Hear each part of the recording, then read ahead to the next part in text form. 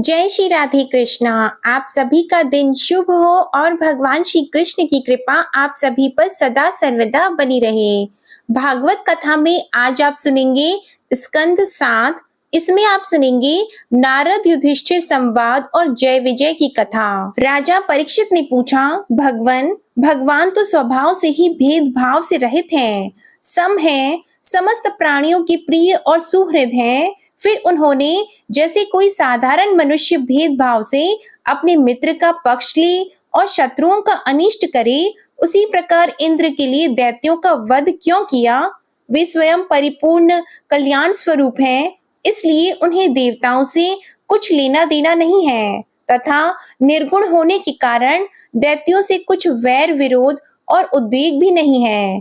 भगवत प्रेम के सौभाग्य से संपन्न महात्मन, हमारे चित्त में भगवान के समत्व आदि गुणों के संबंध में बड़ा भारी संदेह हो रहा है।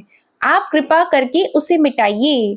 श्री शुकदेव जी ने कहा, महाराज, भगवान के अद्भुत चरित्र के संबंध में तुमने बड़ा सुंदर प्रश्न किया, क्योंकि ऐसे प्रसंग प्रहलाद आदि भक्तों की महिमा से परिपूर्ण होते हैं, जिसके श्रवण से भगवान की भक्ति बढ़ती है। इस परम पुण्यमय प्रसंग को नारद आदि महात्मागण बड़े प्रेम से गाते रहते हैं। अब मैं अपने पिता श्री कृष्ण द्वैपायन मुनि को नमस्कार करके भगवान की लीला कथा का वर्णन करता हूँ। वास्तव में भगवान निर्गुण, अजन्मा, अव्यक्त और प्रकृति से परे हैं। ऐसा होने पर भी अपनी माया के गुणों को स्वीकार करके वे बाध्य बाधक भाव को अर्थात मरने और मारने वाले दोनों के परस्पर विरोधी रूपों को ग्रहण करते हैं। हे परीक्षित, भगवान सत्य संकल्प हैं। वे ही जगत की उत्पत्ति के निमित्त भूत, प्रकृति और पुरुष के सहकारी एवं आश्रय काल की सृष्टि करते हैं। इसलिए वे काल के अधीन नहीं, काल ही उनके अधीन है। हे राजन, इसी विषय में देवर्षि नारद ने बड़े प्रेम से एक इतिहास कहा था। यह उस समय की बात है जब राजसूय यज्ञ में तुम्हारे दादा युधिष्ठिर ने उनसे इस संबंध में एक प्रश्न किया था। उस महान राजसूय यज्ञ में राजा युधिष्ठिर ने अपनी आंखों के सामने बड़ी आश्चर्यजनक घटना देखी कि चेदीराज शिशुपाल सबके देखते ही देखते भगवान श्री कृष्ण में समा गया। वहीं देवर्षि नारद भी बैठे हुए थे। इस घटना से आश्चर्यचकित होकर राजा युधिष्ठिर ने बड़े बड़े मुनियों से भरी हुई सभा में उस यज्ञ मंडप में ही देवर्षि नारद से यह प्रश्न किया। युधिष्ठिर ने पूछा, अहो, यह तो बड़ी विचित्र बात है। परम तत्व भगवान श्री कृष्ण में समा जाना तो बड़े बड़े अनन्य भक्तों के लिए भी दुर्लभ है। फिर भगवान से द्वेष करने वाले शिशुपाल को यह गति कैसे मिली? नारद जी, इसका रहस्य हम सभी जानना चाहते हैं। पूर्व काल में भगवान की निंदा करने के कारण ऋषियों ने राजा वेन को नरक में डाल दिया था। यह दमघोष का लड़का पापात्मा शिशुपाल और दुर्बुद्धि धनवक्त्र दोनों ही जब से तुतलाकर बोलने लगे थे, तब से अब तक भगवान से द्वेष ही करते रहे हैं। अविनाशी पर ब्रह्मा भगवान श्री कृष्ण को ये पानी पी पी कर गाली देते रहे हैं, परंतु इसके फलस्वरूप न तो इनकी जीभ में कोढ़ ही हुआ और न इन्हें घोर अंधकार में नरक की ही प्राप्ति हुई।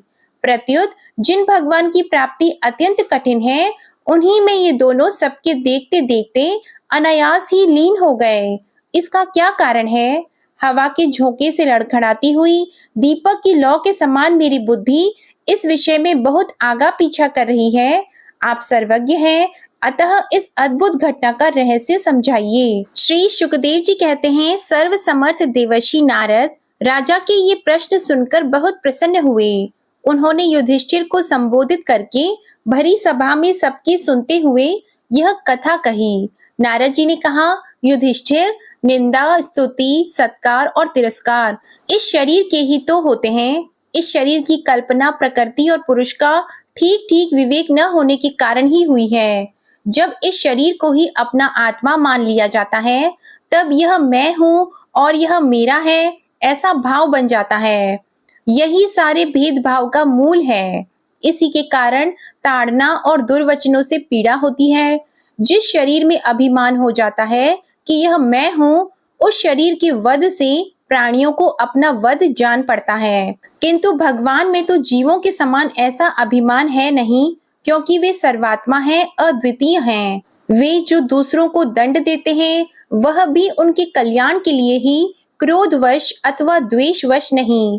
तब भगवान के संबंध में हिंसा की कल्पना तो की कैसे जा सकती है। इसलिए चाहे सुदृढ़ वैर भाव से या वैरहीन भक्ति भाव से, भय से, स्नेह से अथवा कामना से, कैसे भी हो, भगवान में अपना मन पूर्ण रूप से लगा देना चाहिए। एक नहीं अनेकों मनुष्य काम से, द्वेष से, भय से और स्नेह से अपने मन को भगवान में लगाकर एवं अपने सारे पाप धोकर उसी प्रकार भगवान को प्राप्त हुए हैं, जैसे भक्त भक्ति से।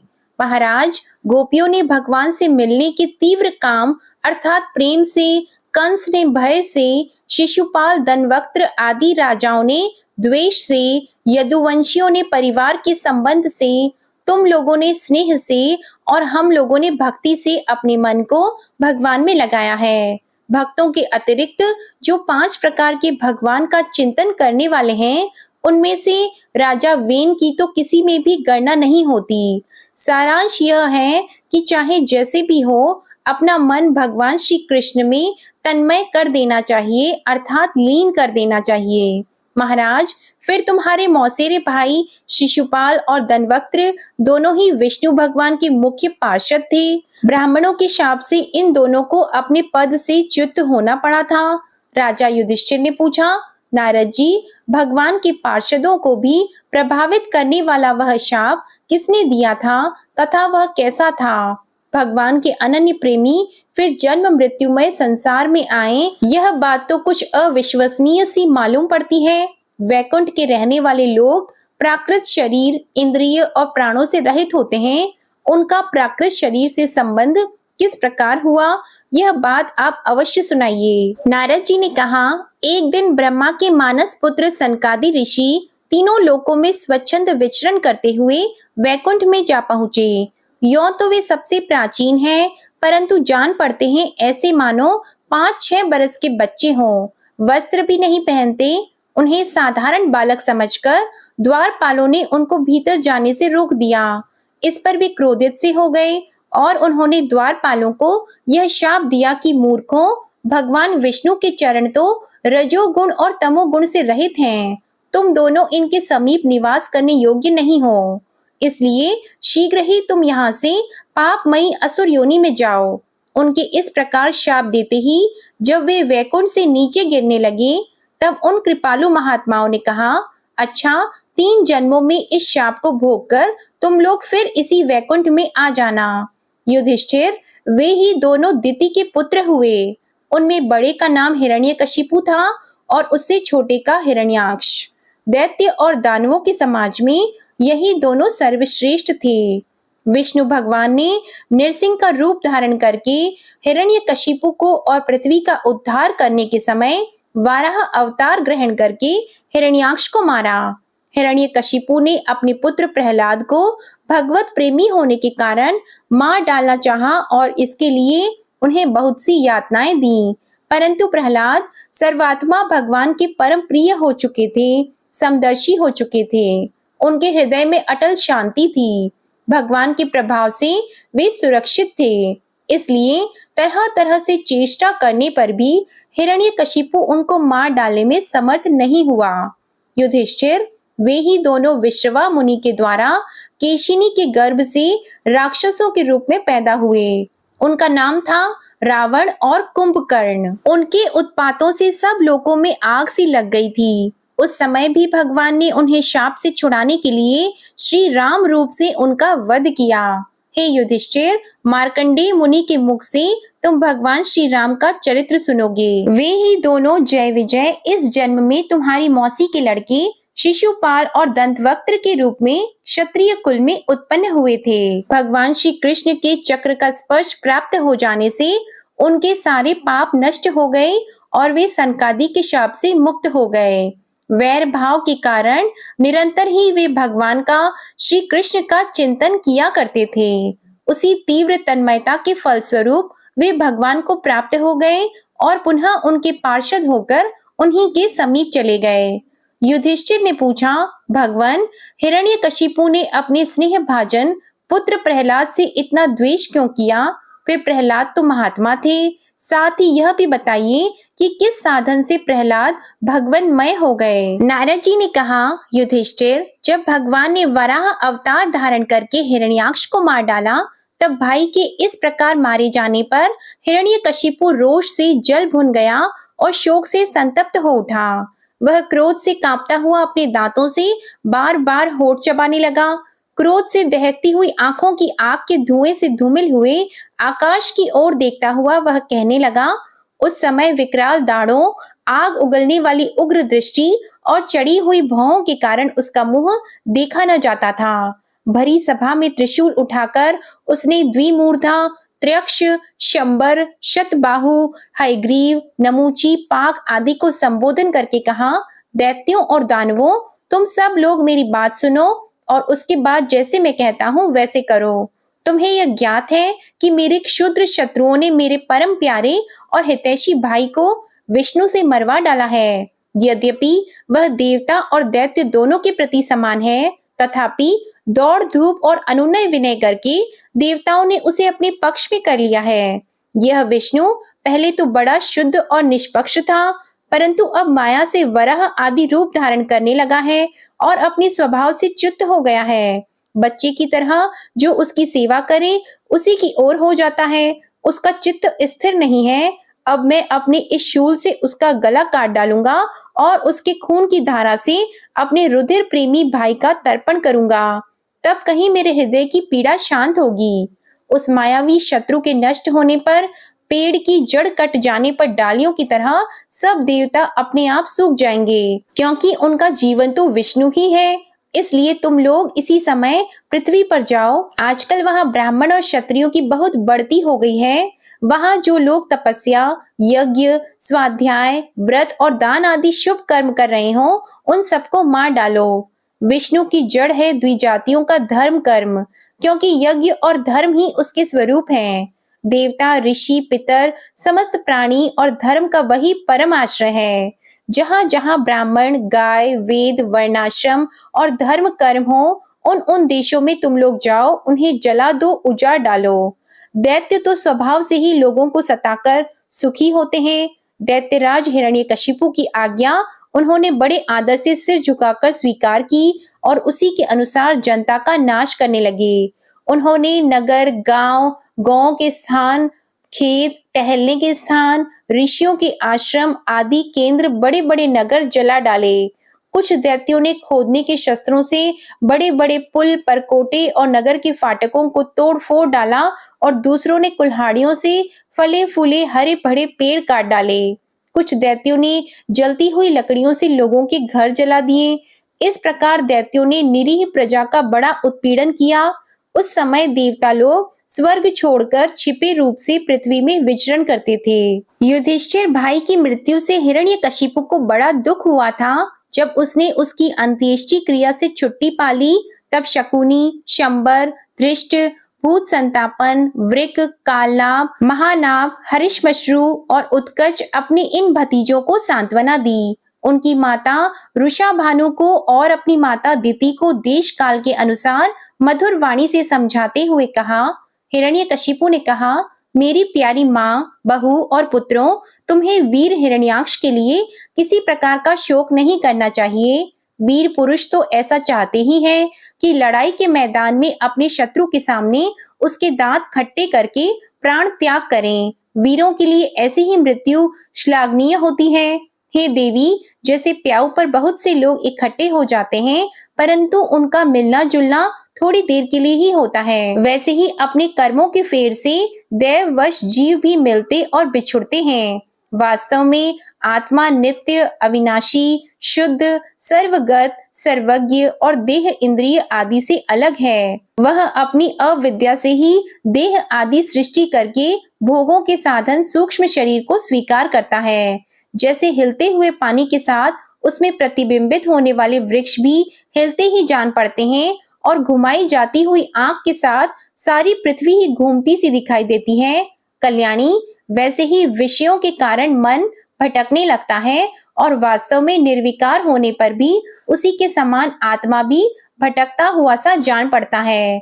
उसका स्थूल और सूक्ष्म शरीरों से कोई भी संबंध नहीं है, फिर भी वह संबंधी सा जान पड़ता है। सब प्रकार से शरीर रहित आत्मा को शरीर समझ लेना, यही तो अज्ञान है। इसी से प्रिय अथवा अप्रिय वस्तुओं का मिलना और बिछुड़ना होता है। इसी से कर्मों के साथ संबंध हो जाने के कारण संसार में भटकना पड़ता है। जन्म, मृत्यु, अनेकों प्रकार के शोक, अविवेक, चिंता और विवेक की विस्मृति, सबका कारण यह अज्ञान ही है। इस विषय में महात्मा लोग एक प्राचीन इतिहास कहा करते हैं। वह इतिहास मरे हुए मनुष्य के संबंधियों के साथ यमराज की बातचीत है। तुम लोग ध्यान से उसे सुनो। उशीनर देश में एक बड़ा यशस्वी राजा था। उसका नाम था सुयज्ञ। लड़ाई में शत्रुओं ने उसे मार डाला। उस समय उसके भाई बंधु उसे घेर कर बैठ गए। उसका जड़ाऊ कवच छिन्न भिन्न हो गया था। गहने और मालाएं तहस नहस हो गई थी। बाणों की मार से कलेजा फट गया था। शरीर खून से लथपथ था। बाल बिखर गए थे। आंखें धंस गई थी। क्रोध के मारे दांतों से उसके होठ दबे हुए थे। कमल के समान मुख धूल से ढक गया था। युद्ध में उसके शस्त्र और बाहें कट गई थी। रानियों को दैववश अपने पतिदेव उशीनर नरेश की यह दशा देखकर बड़ा दुख हुआ।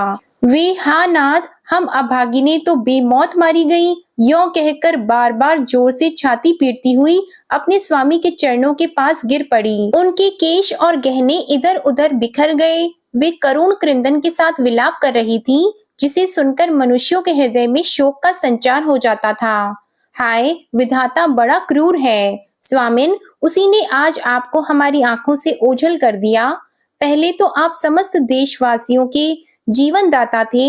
आज उसी ने आपको ऐसा बना दिया कि आप हमारा शोक बढ़ा रहे हैं। पतिदेव, आप हमसे बड़ा प्रेम करते थे। हमारी थोड़ी सी सेवा को भी बड़ी करके मानते थे। हाय, अब आपके बिना हम कैसे रह सकेंगी। हम आपके चरणों की चेरी हैं। वीरवर, आप जहाँ जा रहे हैं वहीं चलने की हमें भी आज्ञा दीजिए। वे अपने पति की लाश पकड़कर इसी प्रकार विलाप करती रही। उस मुर्दे को वहां से दाह के लिए जाने देने की उनकी इच्छा नहीं होती थी। इतने में ही सूर्यास्त हो गया। उस समय ऊशी नर राजा के संबंधियों ने जो विलाप किया था, उसे सुनकर वहां स्वयं यमराज बालक के वेश में आए और उन्होंने उन लोगों से कहा। यमराज बोले, बड़े आश्चर्य की बात है, ये लोग तो मुझसे सयाने हैं, बराबर लोगों का मरना जीना देखते हैं, फिर भी इतने मूढ़ हो रहे हैं। अरे, यह मनुष्य जहां से आया था वहीं चला गया। इन लोगों को भी एक न एक दिन वहीं जाना है। फिर झूठ मूठ ये लोग इतना शोक क्यों करते हैं। हम तो तुमसे लाख गुने अच्छे हैं, परम धन्य हैं, क्योंकि हमारे माता पिता ने हमें छोड़ दिया है। हमारे शरीर में पर्याप्त बल भी नहीं है, फिर भी हमें कोई चिंता नहीं है। भेड़िए आदि हिंसक जंतु हमारा बाल भी बांका नहीं कर पाते। जिसने गर्भ में रक्षा की थी, वही इस जीवन में भी हमारी रक्षा करता रहता है। देवियों, जो अविनाशी ईश्वर अपनी मौज से इस जगत को बनाता रखता है और बिगाड़ देता है, उस प्रभु का यह एक खिलौना मात्र है। वह इस चराचर जगत को दंड या पुरस्कार देने में समर्थ है। भाग्य अनुकूल हो तो रास्ते में गिरी हुई वस्तु भी ज्यों की त्यों पड़ी रहती है, परंतु भाग्य के प्रतिकूल होने पर घर के भीतर तिजोरी में रखी हुई वस्तु भी खो जाती है।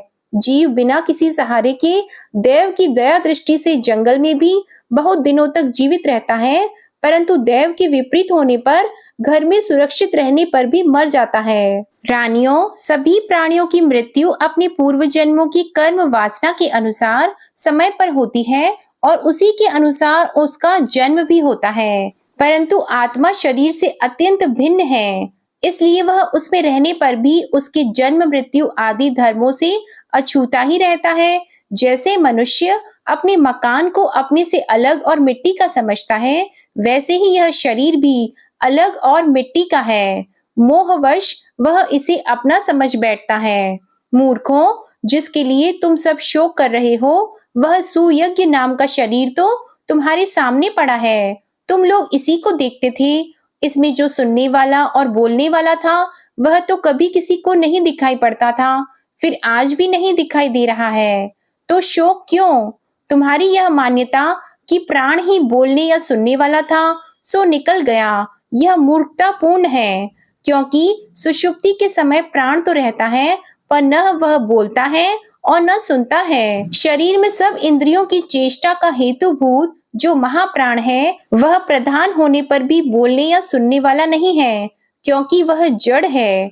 देह और इंद्रियों के द्वारा सब पदार्थों का दृष्टा जो आत्मा है, वह शरीर और प्राण दोनों से अलग है। यद्यपि वह परिच्छिन्न नहीं है, व्यापक है, फिर भी पंचभूत, इंद्रिय और मन से युक्त नीचे ऊंचे शरीरों को ग्रहण करता और अपने विवेक बल से मुक्त भी हो जाता है। वास्तव में वह इन सब से अलग है। इसलिए शरीर और आत्मा का तत्व जानने वाले पुरुष न तो अनित्य शरीर के लिए शोक करते हैं और न नित्य आत्मा के लिए, परंतु ज्ञान की दृढ़ता न होने के कारण जो लोग शोक करते रहते हैं, उनका स्वभाव बदलना बहुत कठिन है। किसी जंगल में एक बहेलिया रहता था। वह बहेलिया क्या था? विधाता ने मानो उसे पक्षियों के काल रूप में ही रच रखा था। जहां कहीं भी वह जाल फैला देता और ललचाकर चिड़ियों को फंसा लेता। एक दिन उसने कुलिंग पक्षी के एक जोड़े को चारा चुगते देखा। उनमें से उस बहेलिये ने मादा पक्षी को तो शीघ्र ही फंसा लिया।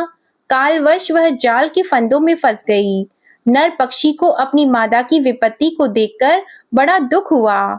वह बेचारा उसे छुड़ा तो सकता नहीं था। स्नेह से उस बेचारी के लिए विलाप करने लगा।